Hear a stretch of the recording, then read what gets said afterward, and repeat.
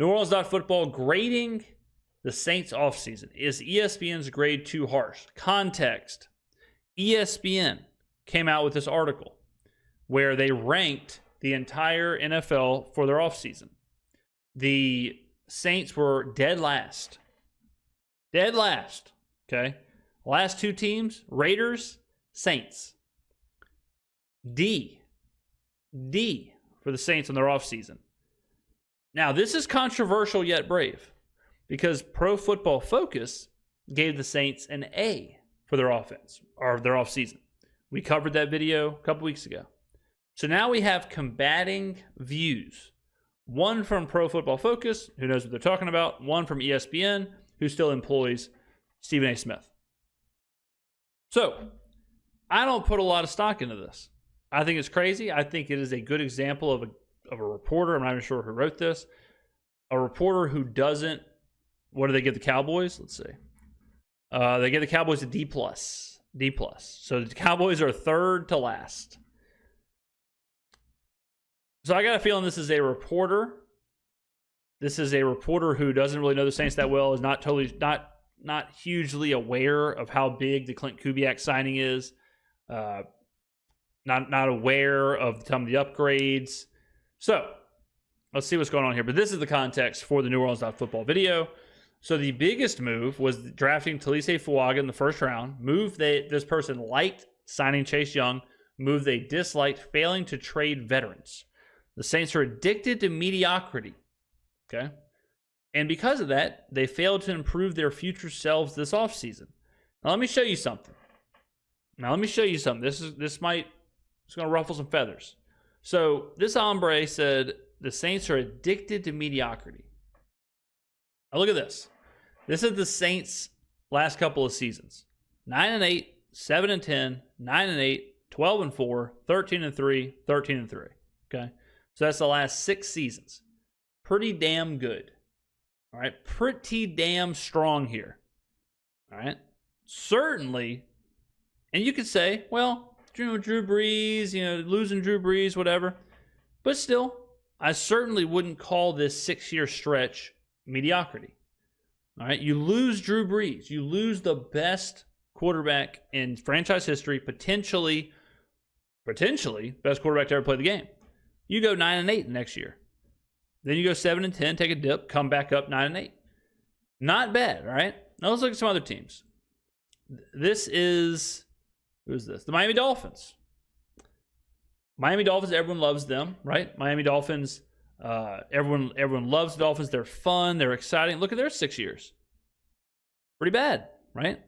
So their last 6 years, 11-6, 9-8, 9-8, 10-6, 5-11, 7-9. Kind of looks like they might be addicted to mediocrity, doesn't it?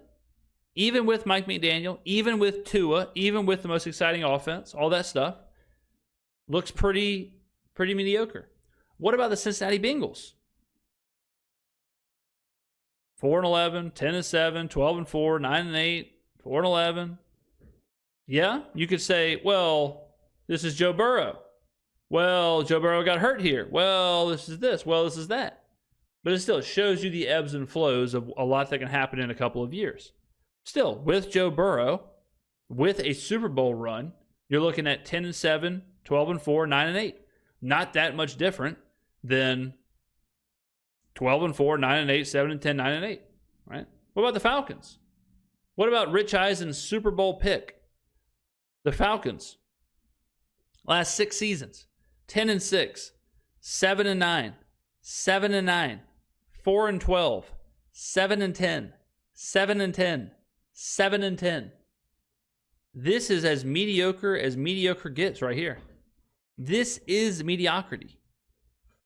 This is the biggest king of mediocrity. Okay?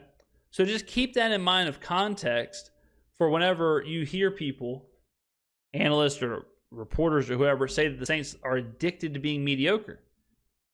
Because if I'm looking at all these teams, the Saints might be the least mediocre as far as like the results of the 6 seasons. They might be the least mediocre of these teams.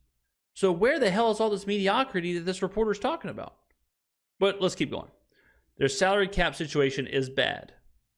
True, but like I say, salary cap is pretty overrated, right? Because, again, we were in salary cap hell, and we signed Derek Carr to a $150 million contract. So, you can always maneuver the salary cap. You can always move stuff around and shift incentives and bonuses and cash and all this stuff, and the cap will work itself out. The Saints have $15 million in cap space despite quarterback Derek Carr, Marshall Lattimore, defenseman Cam Jordan, tight end Taysom Hill, Ryan Ramczyk, whatever, all having a base salary under $1.5 million to keep their 2024 cap hits low, which is exactly why the team is $77.6 million over the salary cap, over $50 million more than any other team. A team, blah, blah, blah. The team ought to be shedding as much salary as it can and converting the low salary players into draft capital via trades to jumpstart a full rebuild. Instead, the Saints are running it back with a 9-8 team led by Derek Carr.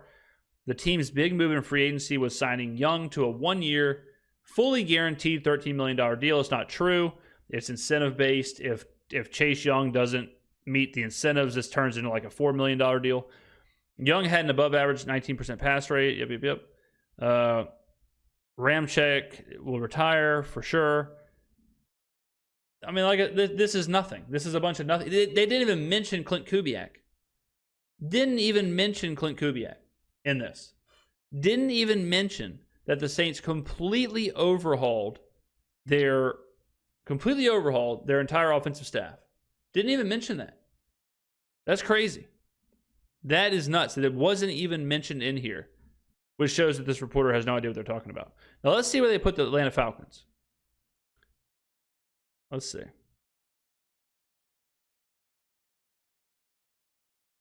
They put the Atlanta Falcons. Are the Falcons number 1?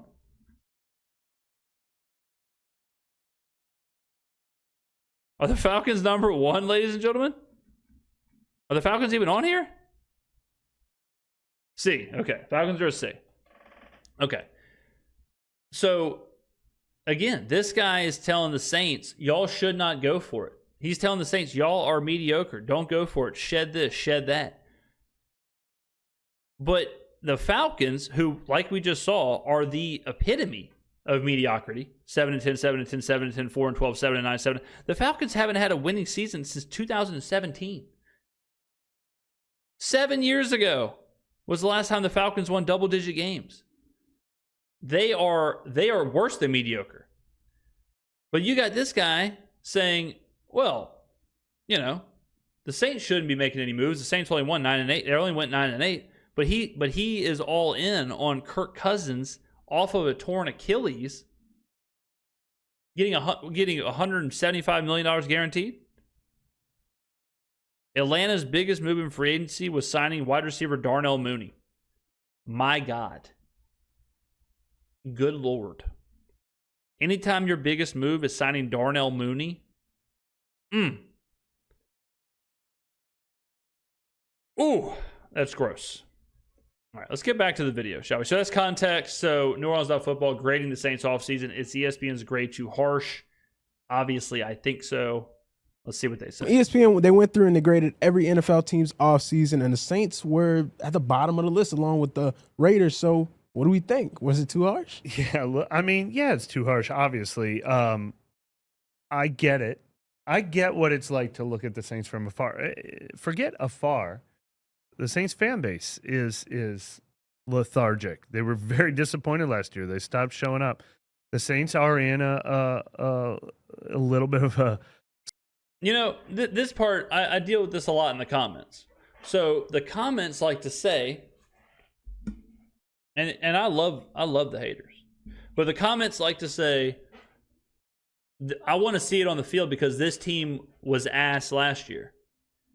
To which I say, it's a completely different team. Y'all ready for a Skrmetta for? Hold on to your butts, ladies and gentlemen. If you went to a restaurant, okay, here we go now. Here we go. If you went to a restaurant and the food was horrible, okay, terrible food, not good at all, bad, all right, and you heard that restaurant had completely new cooks, completely new chefs, kitchen staff completely turned over, and then you went back to that restaurant, would you say, well, I don't know, because last time I was here, the food was terrible? It's like, well, yeah, but it's totally different cooks. It's totally different. Just because the building is the same, just because the sign is the same, just because the uniforms are the same. If the cooks and the chefs and the staff is all different, what is it that doesn't correlate at all to the previous staff's food? So it wouldn't make any sense to just say, I know this is going to be bad because last time I was here, the food was bad. When you know all the cooks and staff is different. That's what's happening with the Saints. Like Mike is saying, the fans were lethargic. The fans were upset last year. Big true and big real. But then what happened? Mickey told Pete Carmichael to put an egg in his shoe and beat it. And the rest of the offensive coaching staff, he fired them too. So what was causing the lethargy, now a lot of people might think it's lethargy, but it's lethargy. What was causing the lethargy, Mickey Loomis fixed it. Mickey Loomis said, okay, I know what the problem is. I know what the issue is. Get rid of them. Bring in the new, energetic, young, innovative offensive staff. And they did. So I don't understand. How people are still concerned about last year. Yeah, last year was not cool. Last year was not fun. You know why I don't think this year will be the same? Because none of those people are still here. Pete Carmichael's not still prancing around the sidelines. Like, I don't get that part of this argument. I don't get why people are still living into last year. This is just like the Texans going into last season. The Texans going into last season, why would you say, oh, I don't know, man. We were pretty bad on offense last year. It's like, yeah, but we just drafted C.J. Stroud. Like, we have a whole new quarterback. You don't think he's different than Davis Mills? Like, you don't think Clint Kubiak is different than Pete Carmichael? You don't think Andrew Janocko is going to make a difference? Like, there's a lot of change here. The fans were upset in the Lions game. The fans were booing, including me. I was booing. The fans were booing because they wanted change. We got change. So why the hell are we still booing? Stuck in the mud rut right now. They brought mostly everybody back. And look, I know Seth Walder really well, who did this. He's one of their top analytics people there. I think he's a scrub. Seth Waters. So, if he's one of the top guys there, that's what you need to hear about. That's all you need to hear about ESPN. Because, Seth didn't mention Clint Kubiak. He didn't mention the offensive staff. He didn't mention any of that stuff. So some people say he's a top analyst. I say he's a scrub. And he's looking at what everyone did, and this is the viewpoint he took. The Saints are addicted to mediocrity. That was his lead. But I think people just need to get over this concept that the Saints need to tear it down and rebuild. Like, I don't know why everyone wants them to become the Carolina Panthers so bad. There you go. Ladies and gentlemen, Mike's getting fired up, and I like it. Well said, Mike. 100%. That's what I've been saying. Where is all this coming from that the Saints are like they need to tear it down? Where is all this coming from that the Saints are a horrible team with absolutely no upward trajectory? We won the same amount of games as the Buccaneers last year. Like, it's not a situation where we're coming off of a 4-win season. Again, the Atlanta Falcons haven't won 9 games in 2017. We won 9 games last year. I was in a conversation and someone said that Derek Carr and Dennis Allen will never, ever bring the Saints over 500. And I had to tell them that the Saints were over 500 last year. Like, we were not as bad as people think, record-wise, and we are not as bad right now as people think. Like, I've never heard of a 9-8 team blowing it up. I've never heard of a team that lost the division because of a tiebreaker who won 4 of their last 5 games I've never heard of that team having to blow it up and rebuild. He gave we're going to talk about it later. I'm going to look it up here in a sec. A B to the Tampa Bay Buccaneers, who just Yeah. Let's take a look at it. Let's take a look. Oh, I already got out of it. How do you give a B to the Buccaneers? The Buccaneers got rid of Canales and overpaid for Baker Mayfield. signed Baker Mayfield. The Tampa Bay Buccaneers had the same record as the Saints last year. I just said that, Mike. Mike. They re-signed Is Mike in the chat? Mike, I just said that. Baker Mayfield for $40 million. And they get a B? Like, what is the difference between that and this? Mike, brother, if you're in the chat, just say it. You don't have to keep saying what I'm saying. I mean, respect. But that's 100% true. There is no difference between the Buccaneers, the Saints, and the Falcons, really. And yet the narrative surrounding the three teams are markedly different. We just heard Rich Eisen say that the Buccaneers can win the Super Bowl and the Falcons can win the Super Bowl, but the Saints might be able to win 9 games. What? Right? There is a narrative problem. And just like I said with Raheem Morris, people seem to really harp on Dennis Allen being a bad head coach. Spoiler alert.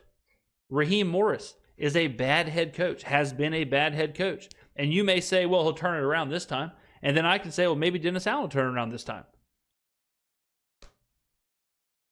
Like, you're looking at, then you can say, oh, well, the Saints have a new offensive coordinator. Like, he's a young OC.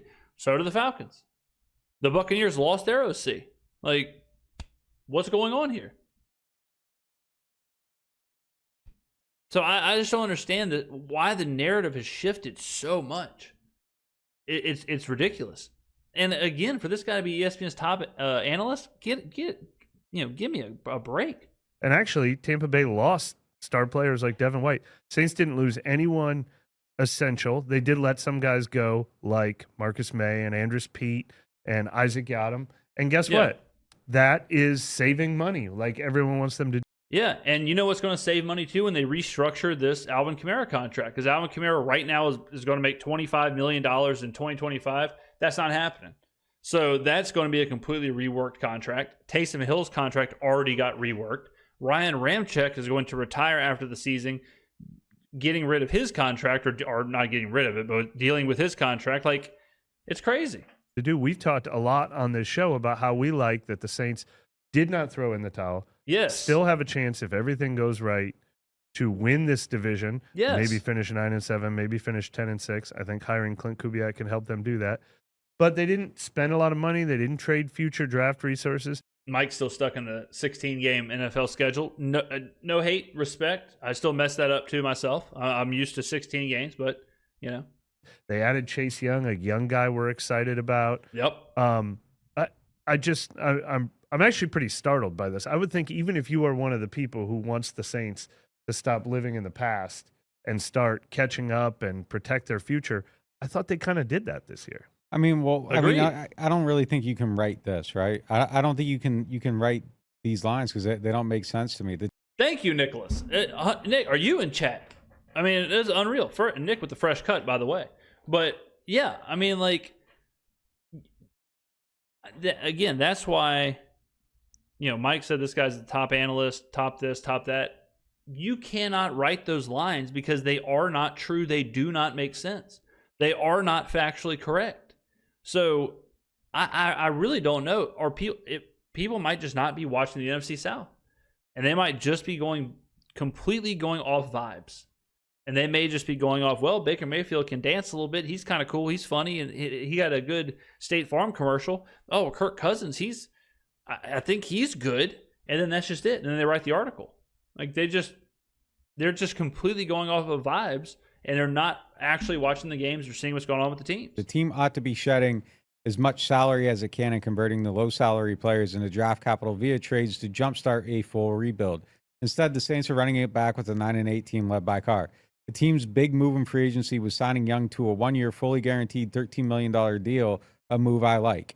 So shed salary or add salary? Like, which one do you want them to do? Yeah, it's a joke. It's ridiculous. It really is. It's a complete joke. It doesn't make any sense. Horrible job from ESPN. I mean, Yeah, I love the NOF guys. Oh, man, I got ads all over the place. But I like the NOF guys just completely agreeing with what we're saying here. It's ridiculous. The article doesn't make any sense at all. The grading doesn't make any sense at all. Yeah, it's too harsh.